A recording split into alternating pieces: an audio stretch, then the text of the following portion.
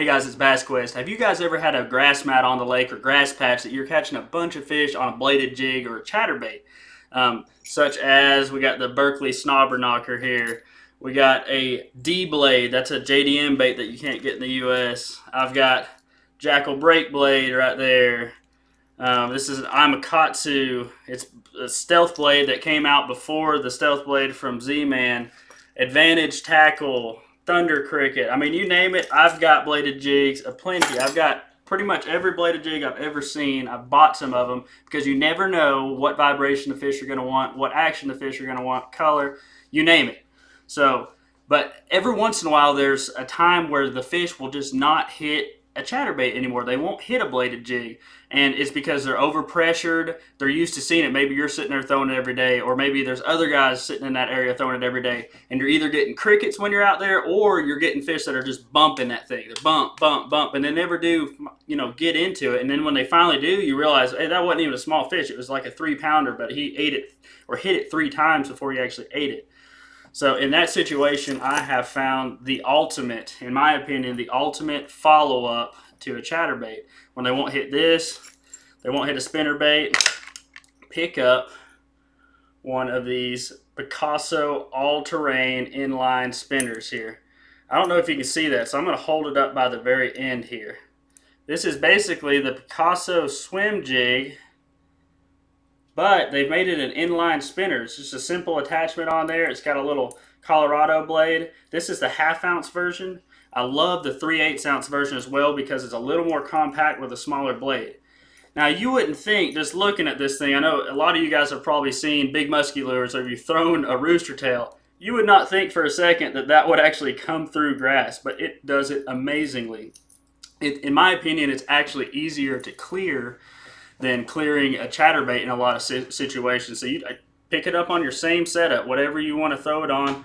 Usually for me, I'm going to throw it on a 7.3 heavy action, like a swim bait rod, and then I'm going to go with, this time of year when we're working into the fall right now, we're late summer, early fall, probably going to be straight braid on there, probably 40-pound test, maybe 30-pound test if I'm feeling antsy there. But it's a awesome bait, and it's different. It's unique. This is the green pumpkin shad color. I've got some in just kind of like a ghost shad, or I think that's called green or blue gizzard right there. But we're going to go on here. I tell you where to get them. This is Talk and Tackle right here. And those boys have got these things aplenty right now.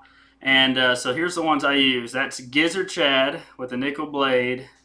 And then Glimmer Shad is the other one I use. But I love these night fishing colors because I know this thing would absolutely smoke them at night too. So I just can't wait to really get in and explore this bait more because I haven't done it as much. Let's see here.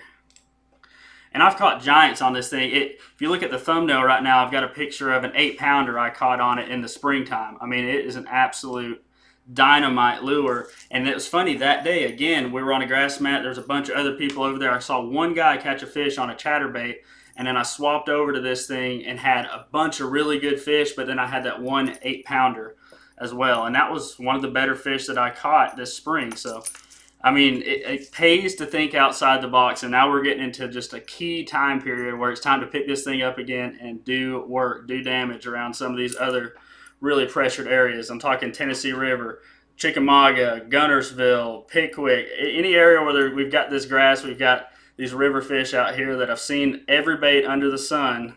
You need to pick up one of these and throw it.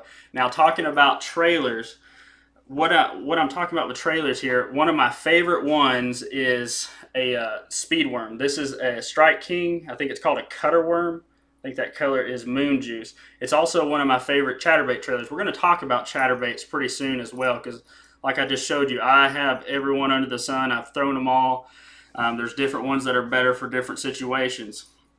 Another great one is the Hog Farmer Spunk Shad, and you can pick these up either at Talk and Tackle or you can go on Hog Farmer's website. I'm going to link both of those down below and pick up some Spunk Shad to match the bait there. And again, both of these are amazing chatterbait trailers and spinnerbait trailers, so you can interchange them. But you'll notice with both of them, it's a very muted action.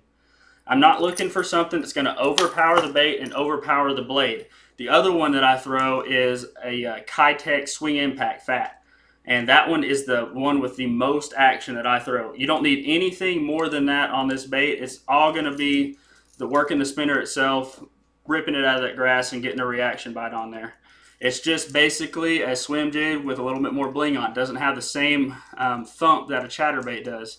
But you guys need to pick some of these up. Again, let's see here. Show them to you again. Talking Tackle website. Let's go over here. Boom. As you can see, they have a bunch of them over here. And it's the Picasso all-terrain inline. And I would go with the 3/8. If you can only get one, get the 3/8. It's a little bit more compact. It's going to get you more bites this time of year. Hope you guys enjoyed this little video here. As always, this is part of a playlist, so I'm going to be building it out. This is fall power fishing. It's going to be linked right over here somewhere on this little end screen. If you enjoyed the video, like the video, subscribe, pay attention to the channel. I'm posting as much as I can while I'm sitting here in this wheelchair. But I hope this week finds you out on the water, and I'll catch you there.